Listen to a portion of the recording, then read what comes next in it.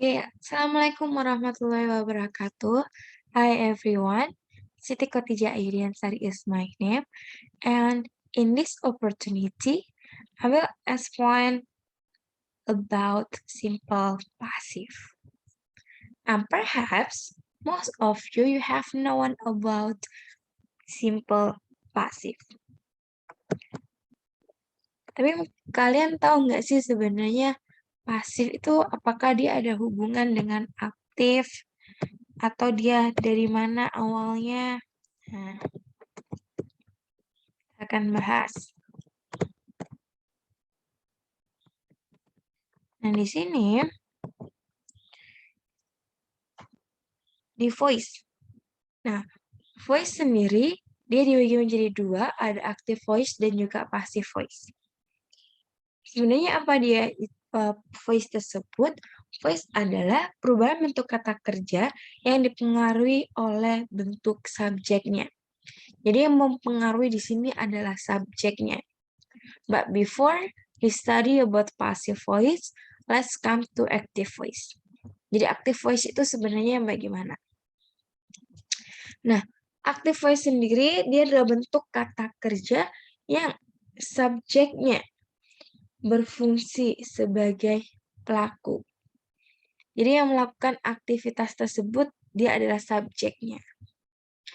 Sedangkan dalam passive voice dia adalah bentuk kata kerja yang subjeknya berfungsi sebagai sasaran aktivitas dari kata kerjanya.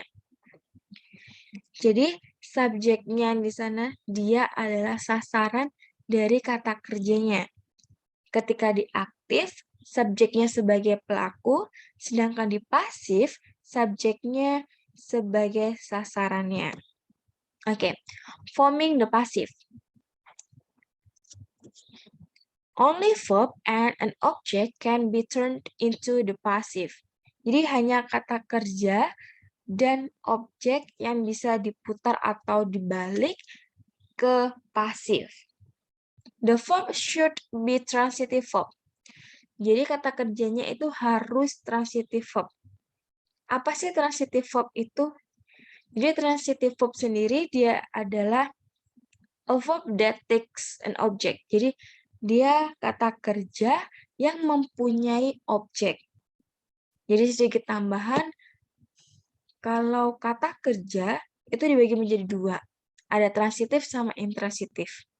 Ada yang mempunyai objek dan juga tidak mempunyai objek. But in passive, you have to use transitive verb. Jadi di pasif harus menggunakan transitif. Contohnya di sini, active sentence. Di kalimat aktif, more than 1,700 million people watch KKN movie in cinema. Nah, subjeknya yang mana di sini? Subjeknya adalah more than 1,700 million people. Jadi lebih dari 1.700 juta orang. Untuk verb-nya atau kata kerjanya di sini adalah watch. Dan objeknya dia adalah KKN movie. Nah, ketika kita akan memindahkan ke dalam passive sentence, maka objek yang ada di active sentence dia akan menjadi subjek yang ada di passive sentence. Oke. Dan untuk verb-nya ketika dirubah ke passive sentence dia akan membentuk be plus past participle. Past participle or verb 3. Nah, karena berhubung dalam active sentence tersebut dia adalah lampau, maka dalam pasifnya juga lampau. Maka kita menggunakan was watch in cinema. Lalu subjek yang ada di active sentence dia akan menjadi be agent atau keterangan pelaku di dalam passive sentence. Makanya by more than 1,700 million people. Next here, passive pattern. Jadi di sini sudah saya kasih rumusnya ketika dipindahkan dari aktif ke pasif berserta tensesnya. Jadi seperti simple present di sana ada ketika aktif subjek plus verb 1 atau verb SIS, ketika dia pasif menjadi subjek plus is MR plus verb 3. Silakan dipahami sendiri untuk yang ini. Next, in academic language often uses the passive voice. The passive is used for the following reason. Jadi dalam bahasa yang akademik itu sering menggunakan kalimat pasif. Nah, pasif sendiri dia digunakan karena ada beberapa alasan. Yang pertama, to focus on who or what receive the action. Jadi untuk lebih fokus kepada siapa yang menerima aksi tersebut. Nah, ketika contohnya nih, ketika di aktif ada Ridwan Kamil designed 99 kubah Asmaul Husna most. Nah, kita ingin membahas 99 kubah Asmaul Husna. Maka kita pindahkan di sana 99 kubu Asmaul Husna most was designed by Ridwan Kamil.